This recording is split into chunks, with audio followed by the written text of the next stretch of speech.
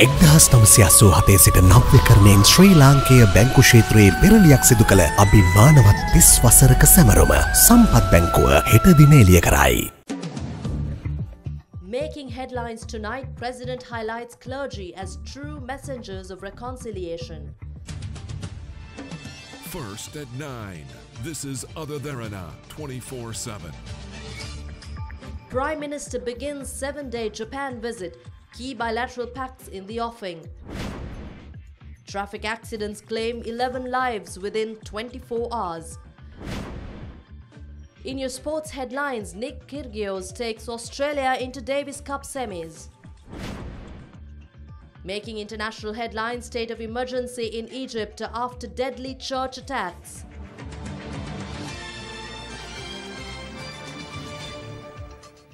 Good evening. This is your primetime news at 9. We take a look at your top stories making headlines. President Maithripala Sirisena says that the real messengers of unity are not politicians or public servants, but religious clergy of this country.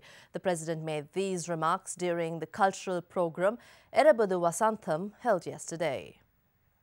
The cultural program Erabudu Vasantham, dedicated to enhance ethnic and religious reconciliation, was held in Dankotuva under the patronage of President Maithripala Sirisena. It also included a program to remember the service of late Reverend Father Merceline Jayakodi. I have said the same thing over and over again about reconciliation. Although certain people insult this word, the future of the country depends on proper establishment of the concept of reconciliation. The real messengers of unity are not politicians or public servants. Only the spiritual messengers of this country can bring unity. Accordingly, voices of venerable Buddhist theros, Catholic priests, Islam and Hindu clergy have more power to unite the people of a society. The head of state, meanwhile, presided over the Alut Sahal Mangalya today, which is one of the ancient rituals to offer the inaugural harvest of the season to the triple gem of Buddhism. It was worked off at the historical Galviharaya. President Maithripala Sirisena engaged in religious observances and later offered the inaugural harvest of his own paddy field at the Lakshya Uyana village of the Parakram Samudra to the statue of Lord Buddha. President also held cordial conversations with farmers who were attending the Alut Sahal Mangalya. During the audience, he pledged to provide all support necessary to a girl with impaired hearing to continue her education. Later, the president engaged in dialogue with villagers in a locality adjacent to the Parakrama Samudra who were gearing for the Sinhala and Tamil New Year celebrations. Prime Minister Ranil Wickremesinghe and the Sri Lankan delegation arrived in Japan today, commencing a 7-day official tour of the country. During the Prime Minister's visit, the two countries are expected to enter several key agreements. Prime Minister Ranil Wickremesinghe and the Sri Lankan delegation were welcomed by the Special Advisor of the Prime Minister of Japan, Hiroto Ishumi, Sri Lankan Ambassador to Japan, Professor Ganganath Desanayake, and Japanese Ambassador to Sri Lanka, Kenichi Suganuma, at the Narita International Airport in Tokyo this evening. The Premier plans to hold bilateral discussions with his Japanese counterpart Shinzo Abe and several other members of the Japanese Parliament from tomorrow onwards. His official visit will conclude on the 16th of this month. And an agreement has been reached between Sri Lanka and India on the utilization of oil tanks in Trincomalee. Under the agreement, 10 tanks will be used for local consumer purposes, while another 14 will be given to India on lease. Minister of Petroleum Resources Development Chandima Veerakkodi made the revelation whilst addressing media in Galle yesterday. The oil tanks in Trincomalee were handed over to India through an agreement between the two countries in 2003. Only 14 oil tanks were being used by the Indo-Sri Lanka company. A year ago, I submitted a cabinet paper about using the rest of these oil tanks for the development process of the country. The two countries had reached an agreement now.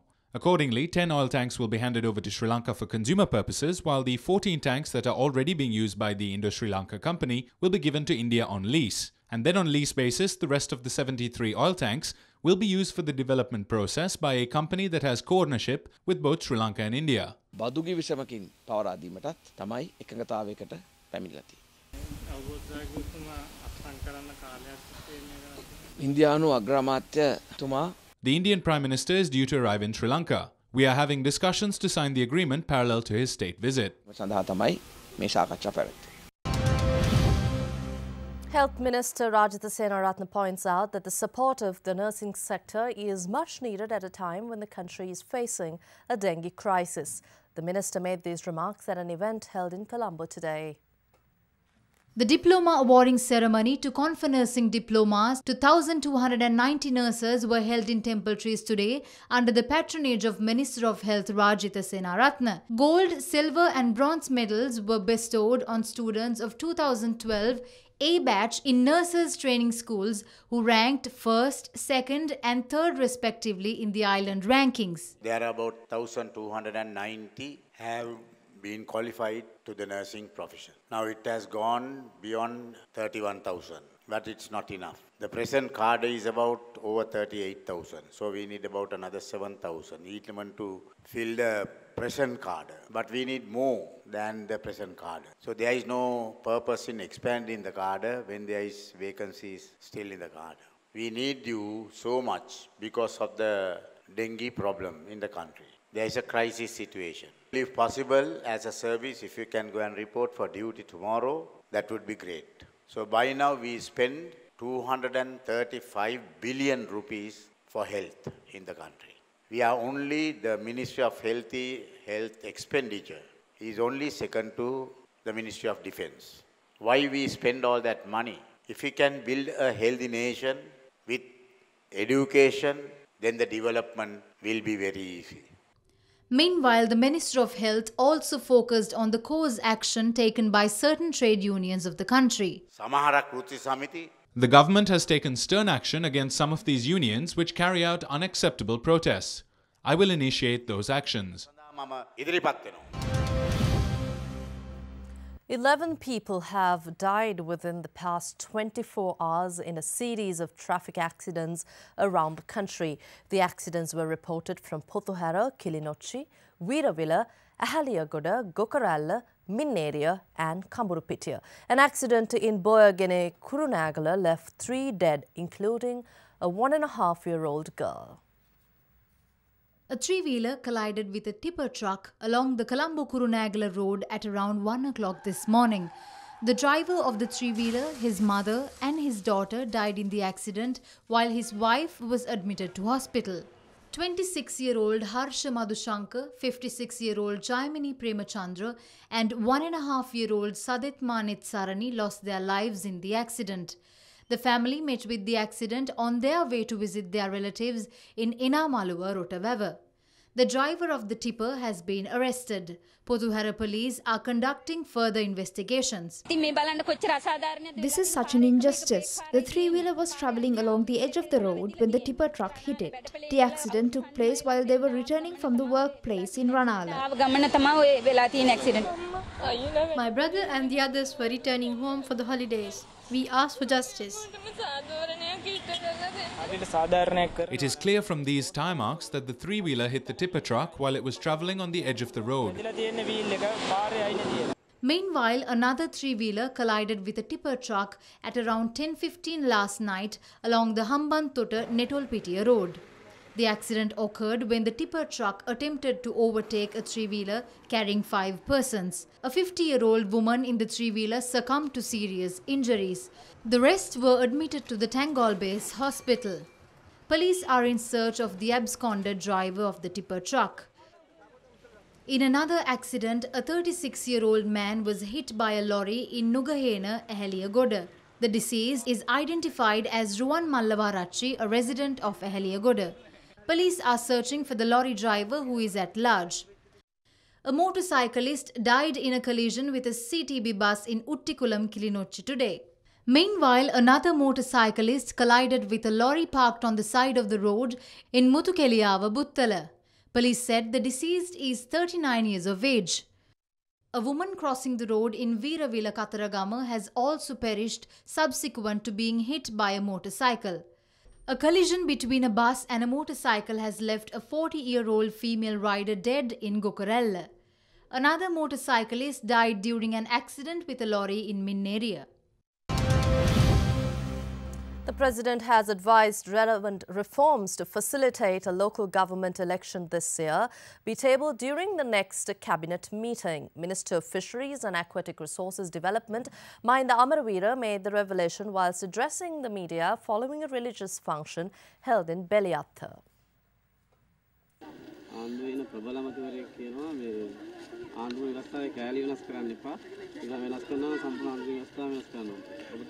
Today, the Parliament has been made a constitutional council. There is a committee which represents all the parties. Ministers might have different opinions. The final decision will be implemented. The committee will take a decision if the constitution will be completely changed or amended. My opinion is, if we go for a new constitution, we should go for a referendum. That is why some parties guess that there might be constitutional reforms. It is true that some conspiring parties are planning to carry out certain plans. We shouldn't go back when we have introduced a better method. We have spent a large sum for this new electoral system, without preferential votes.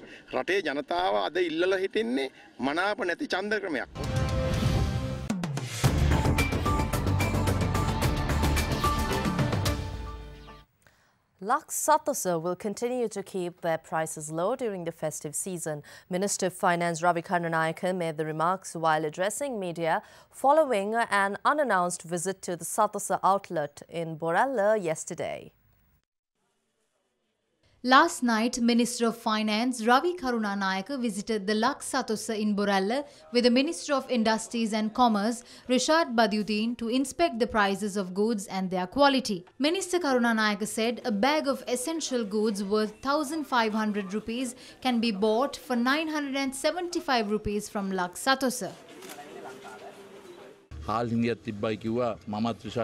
said that there is a shortage of rice in the market. So Minister Badiuddin and I went to PETA. There isn't a scarcity, there is an excess. There is rice available from 57 rupees. There is an excess in dal, sugar and everything else. I'm glad that the minister has developed Lux Satosa to its current lucrative state. We had targeted a list of 25 goods and among them the prices of 15 goods are lower than other outlets. We have ensured that all the Lux Satosa outlets in the island and the retail outlets sell goods at these prices.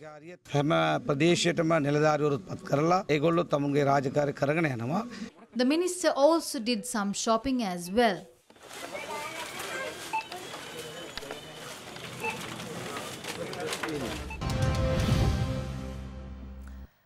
Meanwhile, parliamentarian P.L. Nishant De Silva alleges that parliamentarian Ravi Karnanayake is deceiving the public, and he refutes the comments of the Minister of Finance that prices of goods are reduced.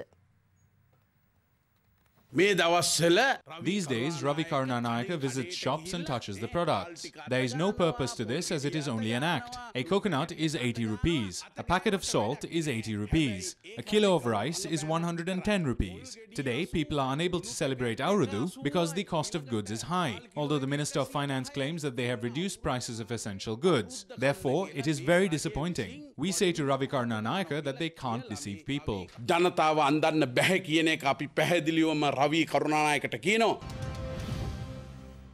And Singapore-based Silkair launched its inaugural flight to Colombo, extending its route network to 53 destinations across 15 countries. Silkair, a subsidiary of Singapore Airlines, will now operate thrice weekly flights to Colombo on Wednesdays, Thursdays and Saturdays. The new Silkair service will complement its parent Singapore Airlines' current daily flights to Colombo. Together, the two airlines will offer a total of 10 round-trip services to Colombo a week.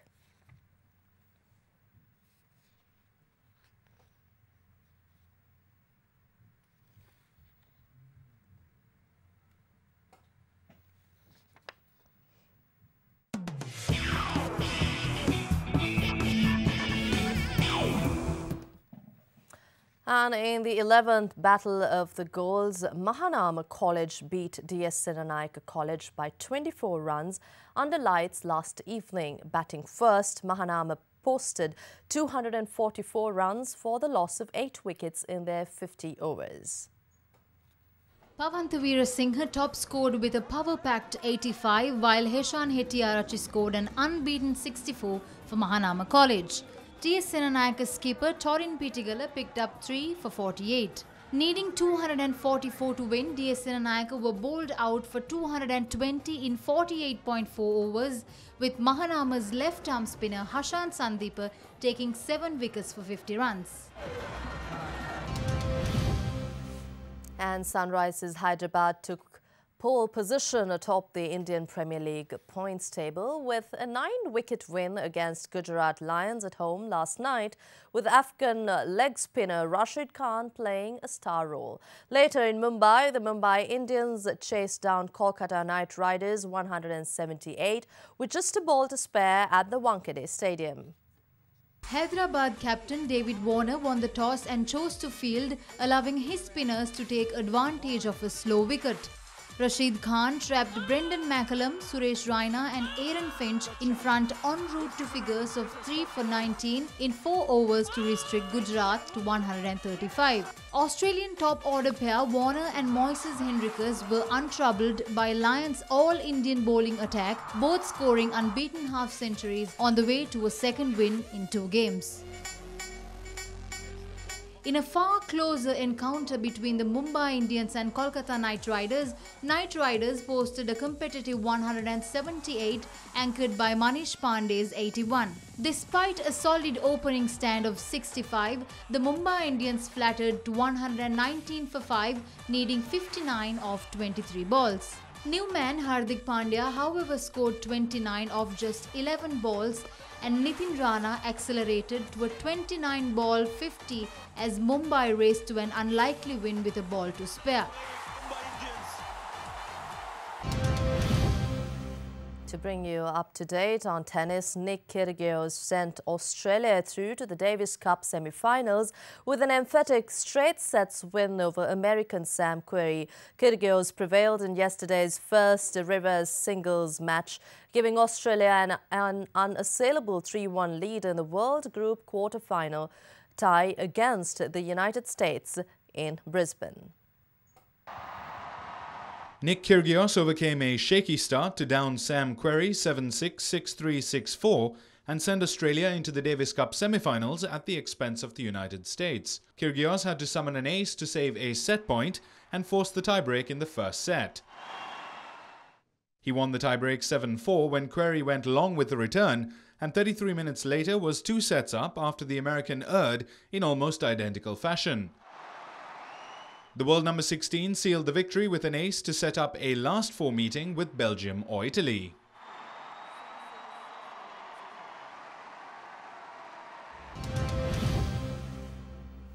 And in golf, Spain's Sergio Garcia ended nearly 2 decades of major disappointment last night, beating Olympic champion Justin Rose in a playoff to claim the US Masters. After 73 majors, Garcia finally delivered the long-awaited title with a birdie on the first extra hole. It would have added significance for Garcia as the win came on what would have been the 60th birthday of his hero, the late Seve Ballesteros. The round of the day, however, belonged to Matt Kuchar, who shot 67, including a hole-in-one on 16.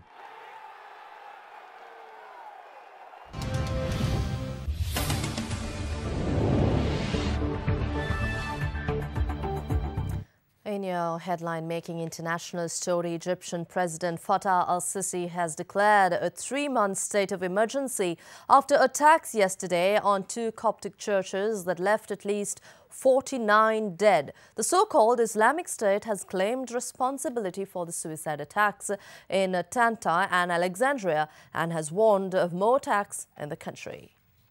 The state of emergency, which still needs to be passed in Parliament, will allow authorities in Egypt to make arrests and search people's homes without warrants. Egyptian President Fattah al-Sisi, who is backed by a majority in Parliament, warned of a long and painful war against the jihadists.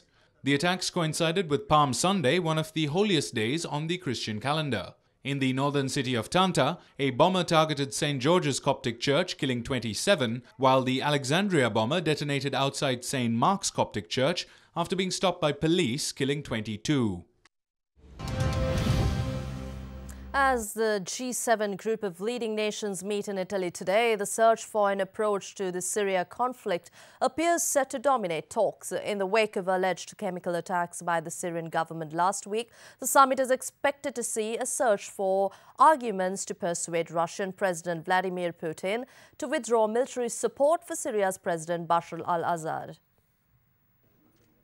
Allies will also be seeking clarity from the US on its Syria policy after apparent mixed messages from US Secretary of State Tillerson and US Ambassador to the UN Nikki Haley.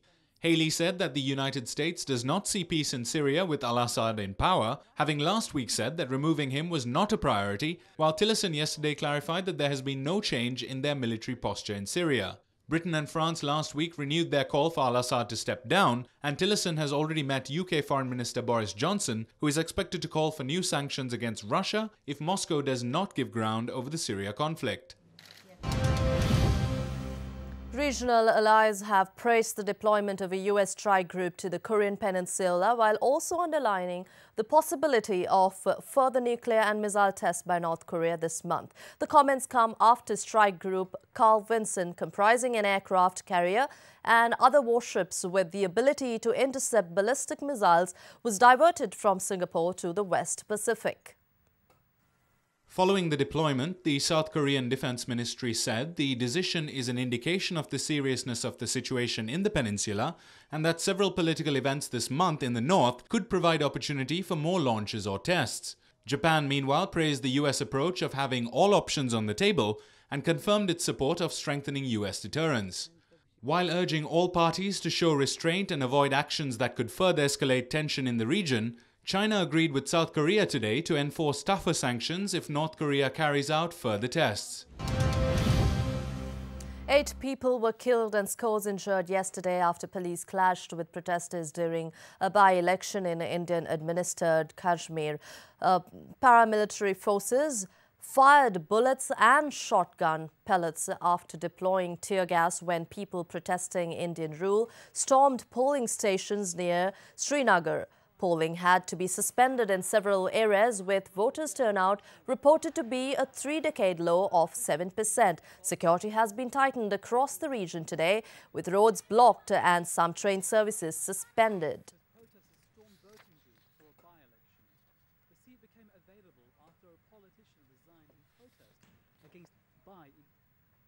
As the US Congress continues to investigate claims of Russian interference in the 2016 presidential election, Spanish police have arrested and remanded a Russian programmer.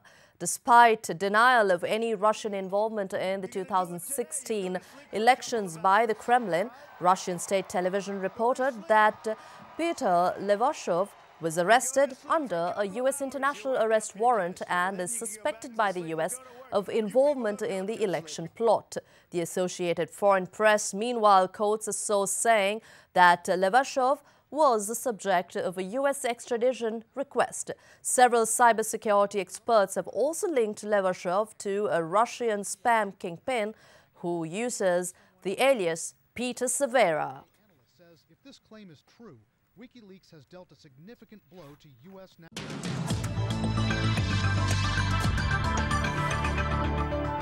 Welcome back onto your weather forecast for tomorrow. Now, showers or thunder showers will occur at most places of the island during tomorrow. Fairly heavy falls of about 50 millimeters can be expected at some places in the western, central, north central, over and eastern provinces. There may be temporarily localized strong winds during thunder showers. The general public is advised by the Met Department to take adequate precautions to minimize damages caused by lightning activity. On to your city-by-city weather forecast for tomorrow.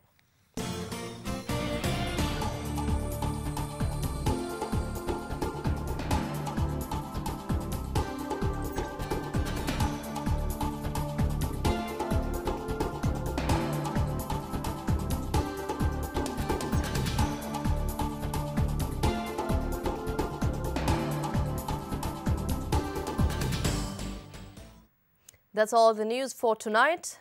For the very latest, you may log on to www.otherderana.lk or follow us on Twitter @otherderana.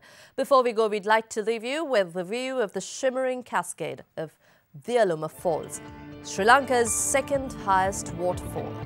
Good night. Have a pleasant evening.